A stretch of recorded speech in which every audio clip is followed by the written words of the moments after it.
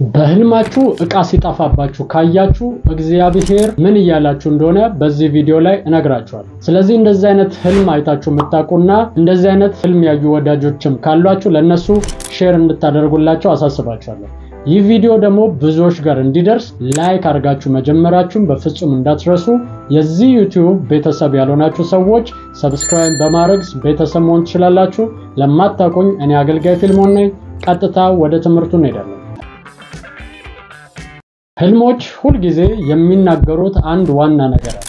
ምንም አይነት ህልም ልታዩ ትችላላችሁ፣ ነገር ግን በውስጡ የሆነ ፓርቱ ላይ መልእክት ያዘለ ህልም ልታዩ ትችላላችሁ። በጣም የሚገርማችሁ ነገር አንዳንድ ጊዜ የምናያቸው ህልሞች ዝብርቅርቅ ያሉ ስለሆኑ ምንም አይነት ትርጉም የሌላቸውና ጥቅም የሌላቸው አርገን እናስባቸዋለን። ነገር ግን አንድ ነገር ልንገራችሁ፣ በዛ ዝብርቅርቅ ባለ ነገር ውስጥ ግን የሆነ መልእክት የሆነ አንድ ነገር እዛ ውስጥ አለ።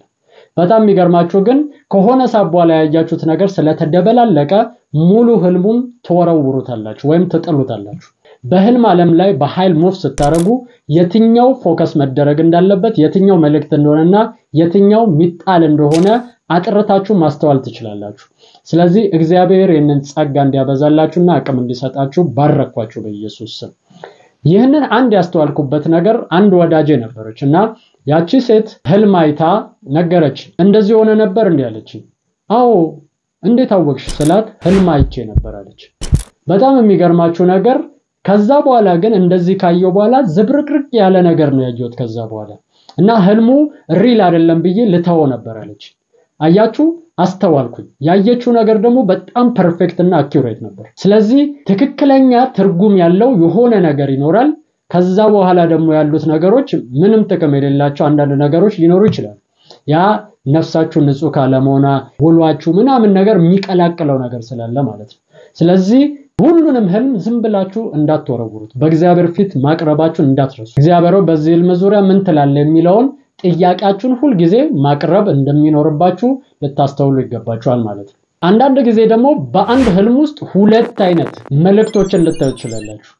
እኔ እንደዚህ አይነት ነገሮች ብዙ ጊዜ ያጋጥሙኛል። ለሁለት ሰው አንድ ህልም ውስጥ ወይም ደግሞ ሳልነቃ በአንድ ህልም ውስጥ ተያይዞ የሚመስል ግን ሁለት መልእክት የያዘ ህልም አይቼ አውቃለሁ። ስለዚህ በህልሞቻችሁ ላይ ሁለት አይነት ሶስት አይነት ሲሆንባችሁ ጥቅም የለውም ብላችሁ እንዳትተውት። ምናልባት ሶስት መልእክትን በአንድ ህልም ውስጥ ተቀበላችሁ ሊሆን ስለሚችል ፎከስ ማድረግና በእግዚአብሔር ፊት በጸሎት ማቅረባችሁን ወደ ዋናው ዛሬ ወደ መጣውበት ልግባ። በህልማችሁ ዕቃ ሲጠፋባችሁ ስታዩ የመጀመሪያው ነገር ምንድነው ካላችሁኝ፣ ጠላት እናንተ ጋር ያለን ነገር እግዚአብሔር የሰጣችሁን ነገር ሊነጥቃችሁ እንዳለ የሚያሳይ ምልክት ነው። እግዚአብሔር በእናንተ ህይወት ላይ ሪሊዝ ያደረገው ጸጋ ሊሆን ይችላል። እግዚአብሔር በእናንተ ህይወት ላይ የለቀቀው ሰዎች ሊሆኑ ይችላሉ። እናንተ ህይወት ላይ መጡ ለእናንተ በረከት የሆኑ ሰዎች ሊሆኑ ይችላሉ። እነዛ ሰዎች ከናንተ ሊወስድ ያለ ጠላት እንዳለ፣ ያንን ጸጋ ከናንተ ሊነጥቃችሁ ያለ አጋንንት እንዳለ የሚያሳይ መልእክት ነው ማለት ነው። ምክንያቱም መጽሐፍ ቅዱስ ሲናገር ሌባው ሊሰርቅ ሊያርድ ሊያጠፋ እንጂ ስለሌላ ስለምንም አይመጣም አለ ኢየሱስ። ስለዚህ ሌባው ሊያርድ ሊሰርቅ አንድ ነገር ሲጠፋባችሁ ወይም ስትሰረቁ ኦሬዲ ያያችሁ ያላችሁት ያሃ አጋንንት እንደሆነና ጠላት ነገራችሁን ሊወስድ እንዳለ የሚያሳይ ምልክት እንደሆነ ልታስተውሉ ይገባችኋል። አንዳንዶቻችሁ ስልካችሁ ሲጠፋ ልታዩ ትችላላችሁ፣ ወይም ደግሞ ስልካችሁ ሲሰረቅ ልታዩ ትችላላችሁ።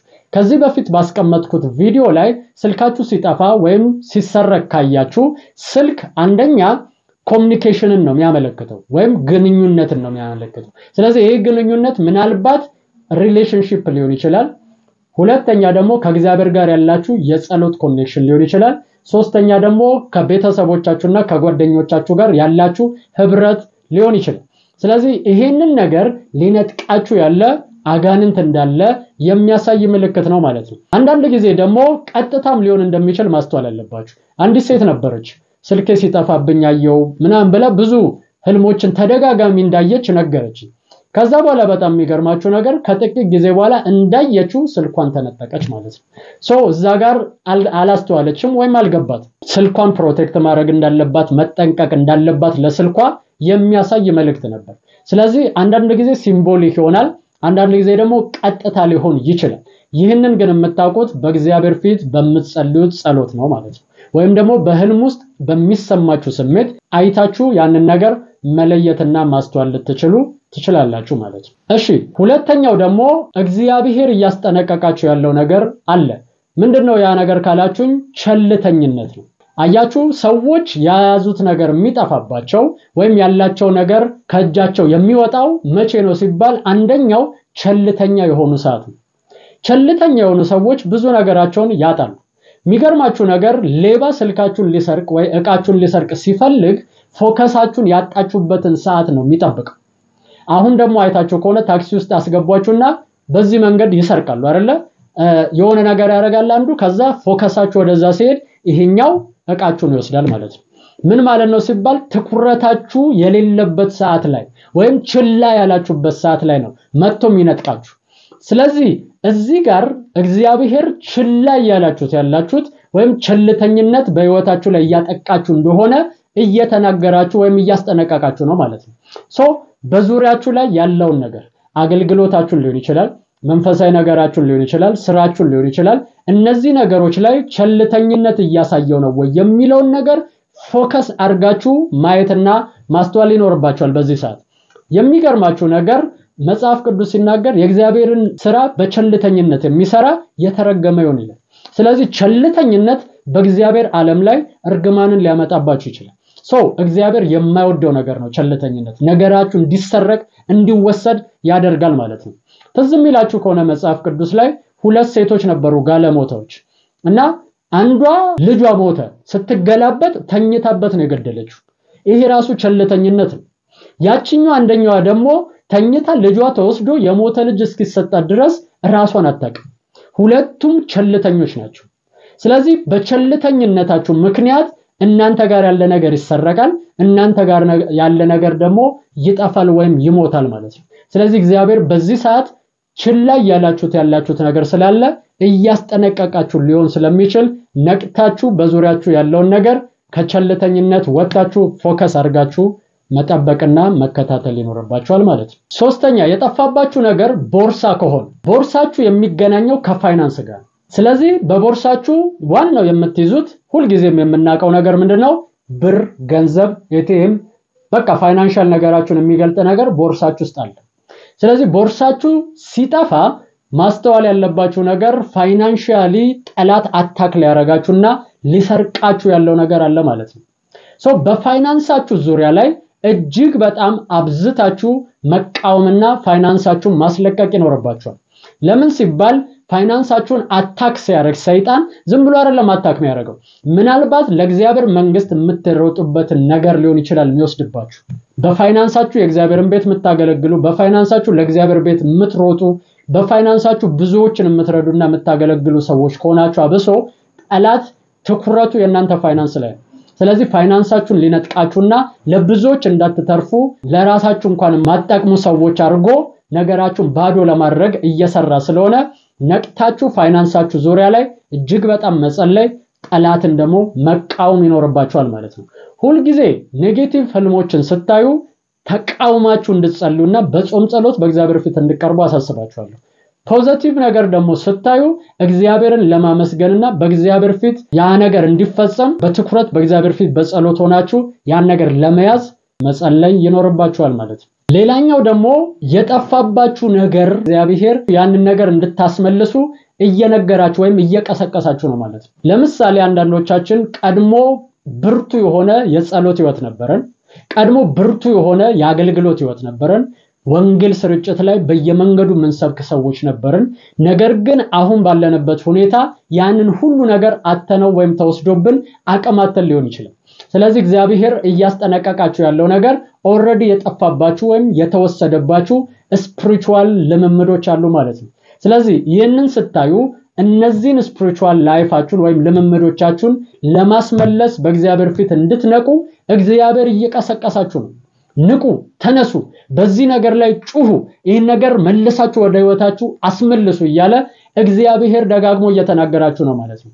አይታችሁ ከሆነ አንዲት ሴት ነበረች መጽሐፍ ቅዱስ ላይ ድሪም ነበራት፣ ድሪሙ ጠፋባት ይላል። ገንዘብ ነው። ከዛ ቤቷን ግልብጥብጥብጥ አርጋ ፈለገች፣ ከዛ ድሪሟን አገኘች ይላል። ስለዚህ እግዚአብሔር እየተናገራችሁ ያለው እግዚአብሔር የሰጣችሁ የነበረ መንፈሳዊ ነገር መንፈሳዊ አቅም የጸሎት ህይወት ከቃሉ ጋር ያለ የአገልግሎት ህይወት ሊሆን ይችላል ስለዚህ እነዚህ ነገሮች አታችኋል ነቅታችሁ ነገሮችን ሁሉ ገለባብጣችሁ ያንን ነገር ፈልጉና አግኙ ይያለ እግዚአብሔር እየቀሰቀሳችሁና አላርም እያሰማችሁ እንደሆነ ልታስተውሉና ልትገነዘቡ ይገባችኋል ማለት ነው እንዲሁም ደግሞ ይህንን ከመጥፋት ጋር ከነገሮች መጥፋት ጋር አያይዤ ሞት የሚለውን ነገር ደግሞ ላውራችሁ ሰዎች ሲሞቱ በህልማችሁ ታያላችሁ የቅርባችሁ ሰዎች ሊሆኑ ይችላሉ የሩቃችሁ ሰዎች ሊሆኑ ይችላሉ በህልማችሁ እንደዛ አይነት ነገሮችን ታያላችሁ በጣም ትጨነቃላችሁ ትረበሻላችሁ ሁሉ ጊዜ ቀጥታ ላይሆን ይችላል አንዳንዱ ነገር ምልክታዊ ነው ምን ማለት ነው ስትሉኝ የምትወዱትን ሰው ስታጡ ካያችሁ ወይም ሲሞት ካያችሁ እግዚአብሔር እየነገራችሁ ያለው ነገር ይሄ ፖዚቲቭም ኔጌቲቭም ነገር ሊኖር ይችላል አንደኛ የምትወዱት ነገር ከናንተ ሊሄድና ሊወሰድባችሁ እንዳለ በህይወታችሁ ላይ ያሳያል ሁለተኛ ግን የምትወዱት ግን ለናንተ የማይሆን የማይጠቅማችሁን ባህሪ ሊሆን ይችላል ተግባሮች ሊሆን ይችላል ሰዎችም ጓደኞችም ሊሆን ይችላሉ እግዚአብሔር ከዙሪያችሁ ላይ እንደሚያረቃቸውና እንደሚወስዳቸው የሚያሳይ ምልክት ነው ማለት ነው ሁለተኛ ግን ሲሪየስሊ ደግሞ እነዛ ሰዎች ሊሞቱ እንደሆነ የሚያሳይ ምልክት ነው ስለዚህ አጥብቃችሁ መጸለይና መቃወም ይኖርባችኋል ከእግዚአብሔር ያልሆነ ሞት ከሆነ ማለት ነው ስለዚህ በዚህ መንገድ እነዚህ ነገሮች መቃወም መጸለይ ይኖርባችኋል ማለት ነው እንደተባረካችሁበት እንደተጠቀማችሁበት አምናለሁ ለብዙዎች ሼር አድርጉ ጌታ ኢየሱስ ይባርካችሁ በዚህ ዩቲዩብ ቻናል ብዙዎች ጌታን እየተቀበሉ ስለሆነ ሼር እንድታረጉና ብዙዎች ጋር እንድታደርሱልኝ ፈልጋለሁ አንዳንዶቻችሁ ትጠይቁኛላችሁ መኪና በህልሜ ሳይ ምንድነው ያላችሁ እሱን እዚህ ጋር አስቀምጬላችኋለሁ የነካችሁ ማየት ትችላላችሁ ለብዙዎች ሼር አድርጉልኝ ይሄን ቪዲዮ ብዙዎች ጋር አድርሱት ወዳችኋለሁ ከብራችኋለሁ እኔ አገልጋይ ፊልሞን ነኝ ሻሎም